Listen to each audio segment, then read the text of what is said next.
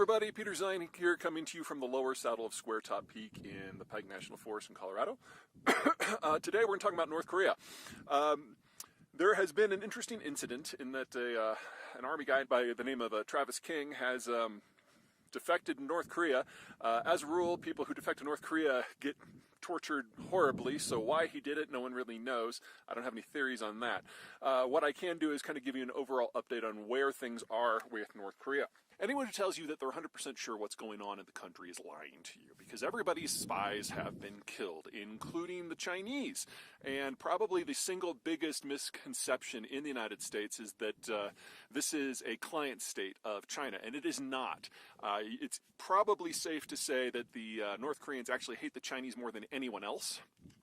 They see them as overbearing and dictatorial, and Chairman Xi is particularly loathed by the upper leadership within North Korea. Now, of course, that is the Kim dynasty. Now, starting from the beginning, the understanding of the intelligence community, and this isn't just the United States, this is Russia, China, France, Britain, Japan, everybody, South Korea as well, is that the original leader of North Korea, Kim Il-sung, the guy who fought the Japanese in World War II,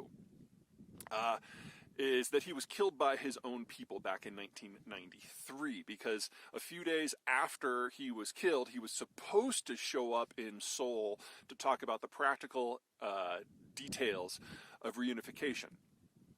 Remember that in 1993, Tiananmen Square was in the past, and the Americans and the Chinese had decided to move on together. The Soviet system had just collapsed, and Kim Il-sung knew that a statist, communist, dictatorial system was not long for this world, so he was looking for something new. And his army folks, who would have lost all their position, had him killed. Kim Jong-il is the second leader. That was the son of Kim Il-sung. He was the crazy guy with the glasses.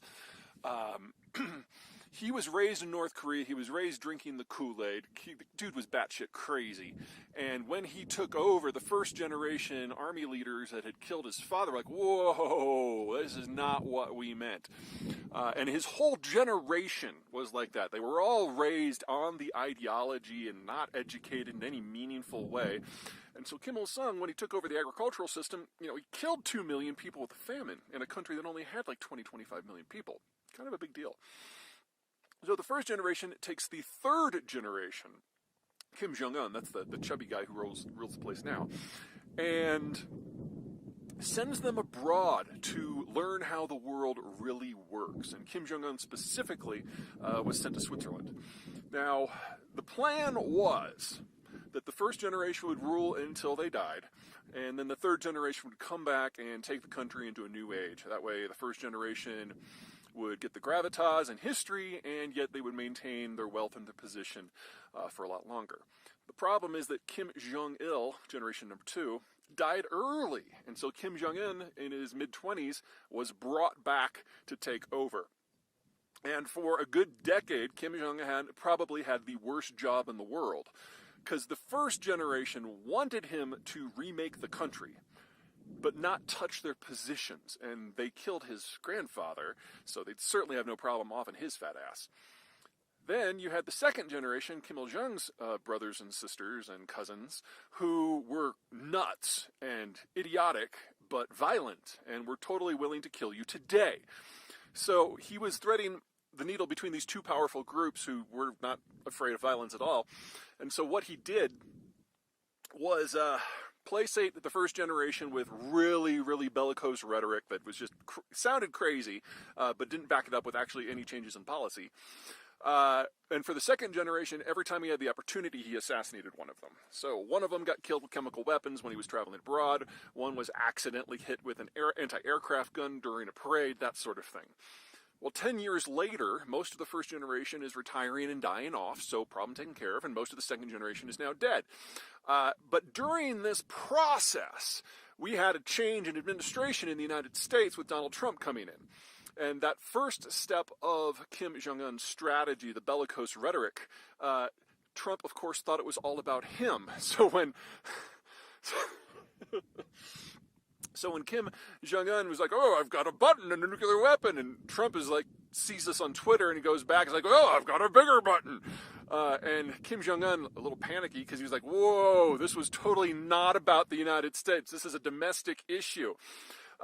Calms down, sends some very soothing messages, and Trump thinks that he just talked down a crazy dictator. And that set the stage for the summit.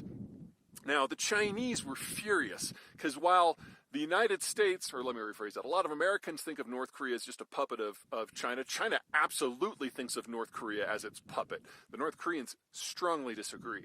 So Kim Jong-un was summoned to speak with Xi, and when it became apparent that Kim Jong-un couldn't be talked out of the summit, Xi got in his big imperial chair. Remember, Xi is like 2 foot tall.